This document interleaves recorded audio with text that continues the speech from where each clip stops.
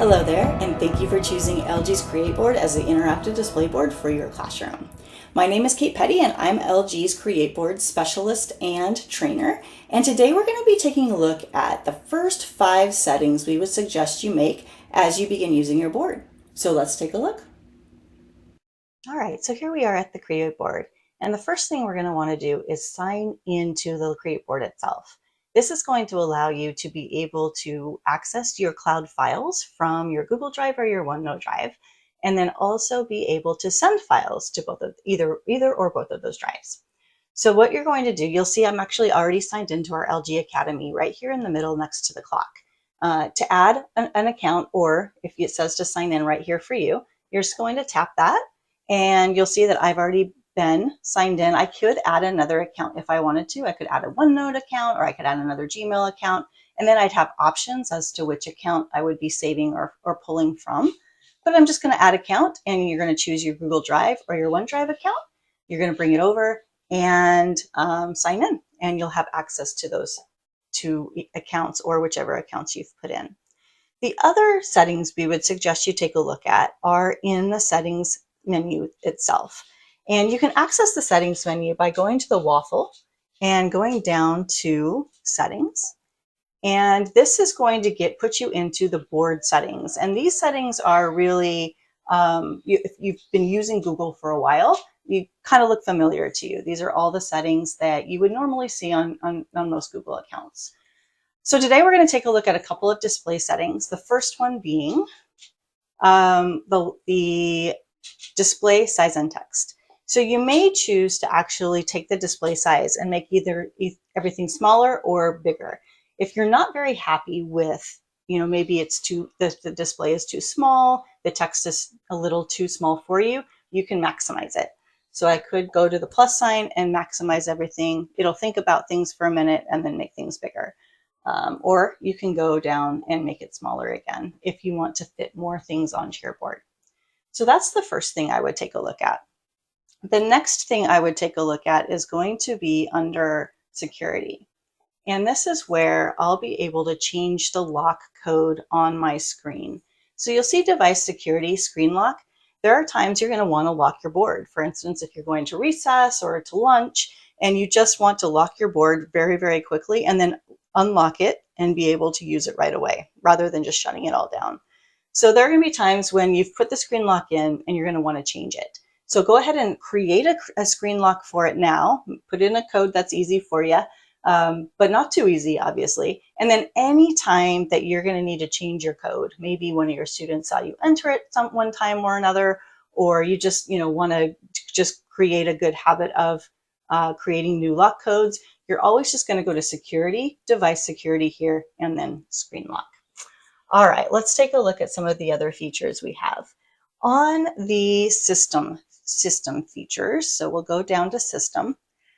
When you get the board, there may be 3 places to get that side menu, and the side menu is the one that I'm tapping right now. On the side over here, on the side on the left-hand side, and there may be one down at the bottom as well.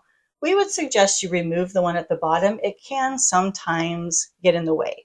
So if you get a board with a bottom menu feature, like I just opened up, you're just going to want to go to, like I said, system, and then gestures.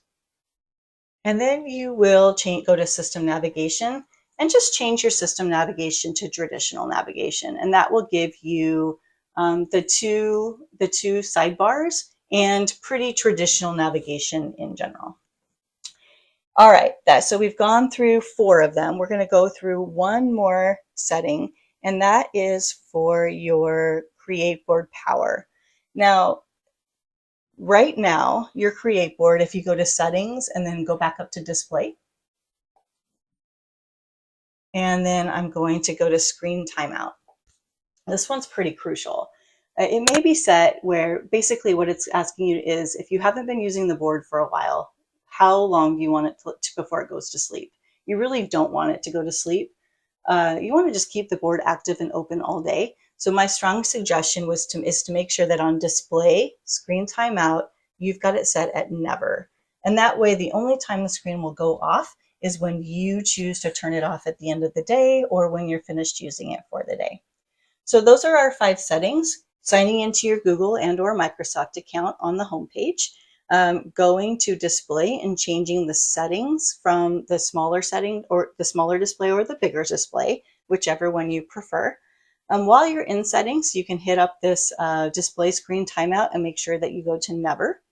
You can go to settings, system, and system navigation to choose traditional navigation so that you've got just the 2 sidebar menus. And then the last thing we suggest you do is create a passcode for the board if it didn't prompt you to do that when you first signed in, and then know where that passcode change is if you ever need to change the board and the passcode. And those are your top 5 settings. Join us for our next video on how to customize your board and make it all your own. Okay, so those are your top 5 settings that we would suggest you take a look at as you're setting up your board for the first time. First, make sure you sign in to your cloud drive. You can be able to pull files out and put files in, whether that's Google Drive or OneDrive, very seamlessly.